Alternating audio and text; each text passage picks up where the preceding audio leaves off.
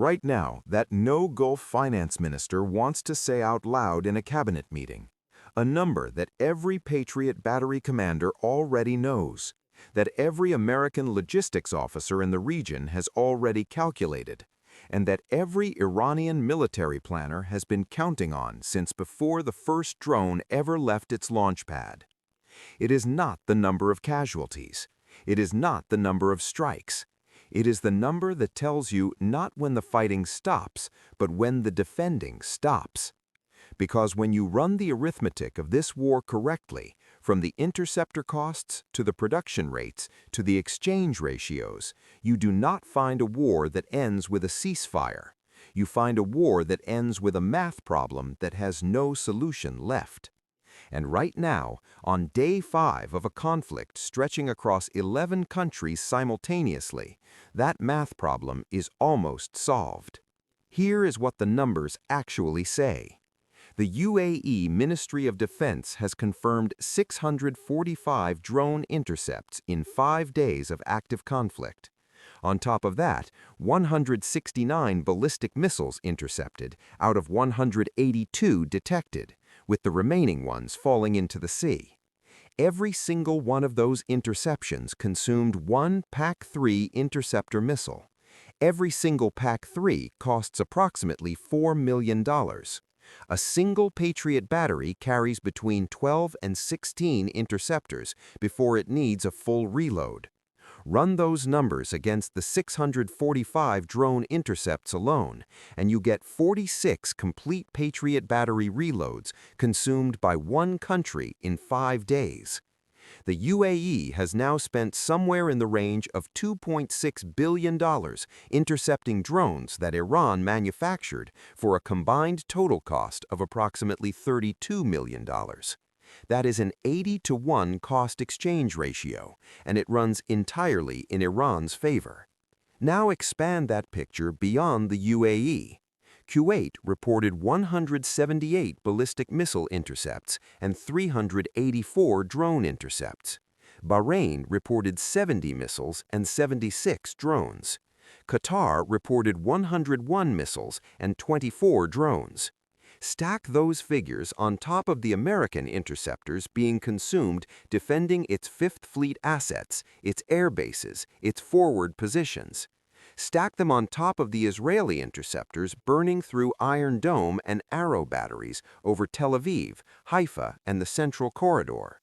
Add every intercept across every country, every battery, every launcher.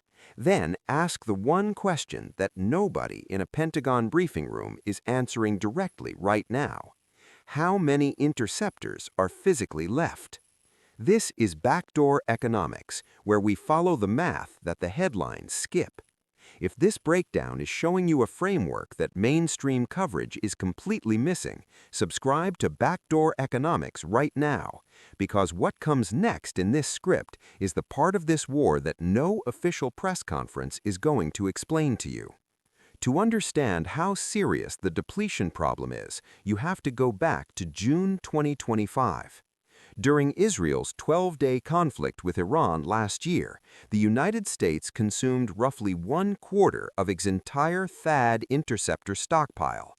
2 THAAD systems deployed, 12 days of active defense, 1/4 of America's total national reserve gone.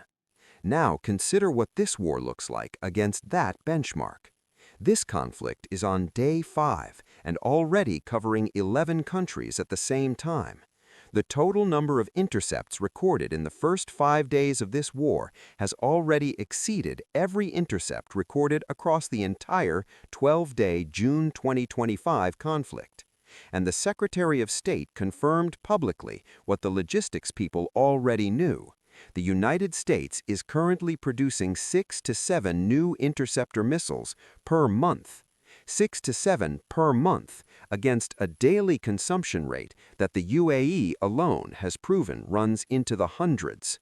The interceptors that remain after all of that consumption are not being distributed equally across the theater. A Saudi defense analyst speaking on live broadcast television this week said it plainly. America has abandoned the Gulf states and redirected its remaining defensive capability toward protecting Israel, leaving every country that hosted American military operations exposed to Iranian strikes with whatever depleted PAC-3 stocks remain. That analyst was not speaking from the fringes. That was a statement delivered on state-adjacent Saudi media by a credentialed official voice, articulating the strategic calculation that every Gulf government is now running privately. The countries that allowed American forces to operate from their soil, that enabled the strikes that started this war, are now watching their interceptor inventories drain toward zero, while the defense resources that remain are flowing to Tel Aviv. One defense expert told Breaking Defense this week that if Iranian attacks sustained through the remainder of this week, Gulf Arab states will face a moment where they are forced to shift from passive defense to active offensive operations against Iran.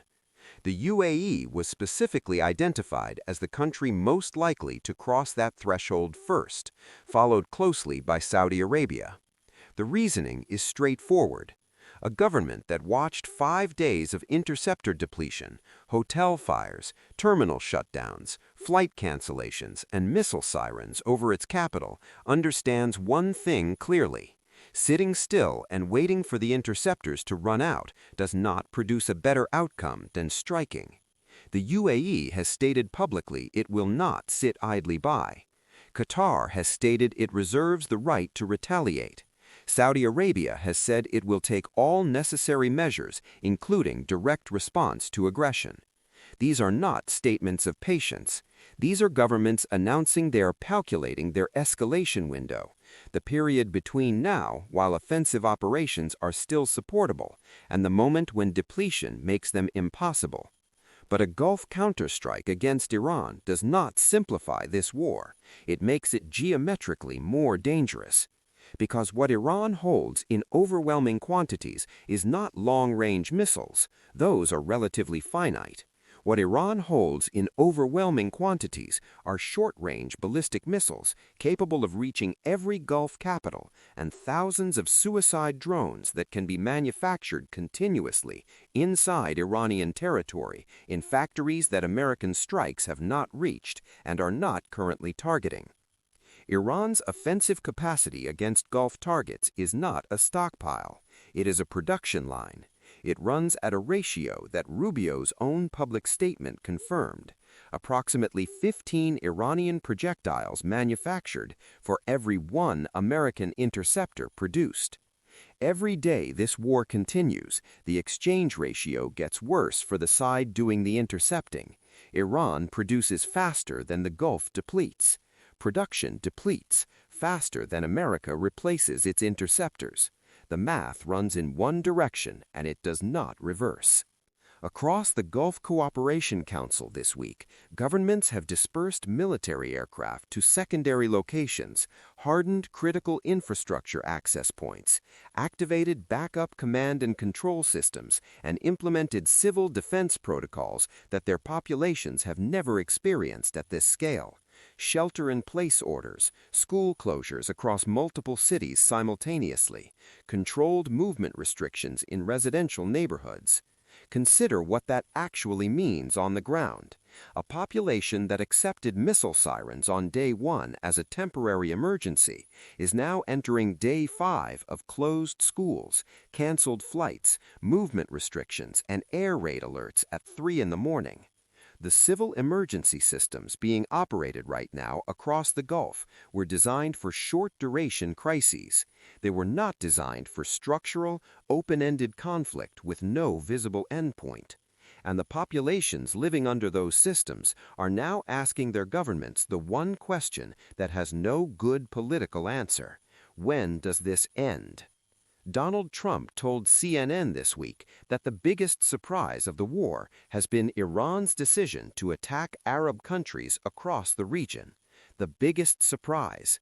the President of the United States, on day 5 of a war that his own administration planned and executed over a period of months, identified as the biggest surprise the Iranian action that Iran had publicly promised for months, that Gulf governments had explicitly warned Washington about in advance, that every credible regional analyst had modeled as the primary and most likely Iranian retaliation vector before the first American strike was ever launched. The Gulf states themselves sent delegations to Washington in the weeks before operations began, specifically to warn the administration that hosting American forces would make them Iranian targets. They were overruled, and the president identified that outcome as a surprise. While that statement was being processed across Gulf capitals, the IRGC posted on Telegram following the drone strike on the American embassy in Riyadh. The language they used matters more than any official American response. They said they had begun operations to destroy American political centers across the region. Not military installations, those have been targeted since day one of this war. Not energy Infrastructure. Ras Tanura was an economic target, not intelligence assets. Those have been struck with a precision that suggested advanced knowledge of specific personnel locations. Political centers, embassies, consulates, the formal diplomatic architecture of American presence across the entire Middle East, the buildings that exist under the protection of the Vienna Convention, the one framework of international order that even adversaries at maximum military tension have historically respected because its collapse removes a protection that every state depends on. That framework is now functionally suspended. The Riyadh embassy is damaged. The IRGC has publicly announced it is escalating to American political centers. A credentialed Saudi analyst said on live television that America has abandoned the Gulf to defend Israel. The president called Iran's most predicted action the war's biggest surprise, and the interceptors, 6 to 7 new ones manufactured per month against the hundreds consumed in a single day by a single country, are running out. When a financial system runs out of liquidity, they call it insolvency. When a military defense system runs out of interceptors, there is no equivalent term, but the outcome is the same. The protection stops. What you just heard is not analysis built on speculation. It is arithmetic built on confirmed government figures, confirmed production rates, and confirmed exchange ratios. $2.6 billion burned by one country in 5 days. $80 spent defending against every $1 Iran spent attacking. 6 interceptors produced per month against hundreds consumed every day by one country. That is not a war of attrition that the defending side can sustain. This is backdoor economics. We do not wait for the official narrative. We follow the numbers until the numbers tell us what is actually happening, and then we tell you before anyone else does. Subscribe to Backdoor Economics right now so you are already watching when the next number drops. Because in this conflict, every new number changes everything. Share this to every contact you have. The math running this war has almost reached its conclusion, and when it does, every government from Riyadh to Washington will have decisions to make that no prepared statement will be able to cover.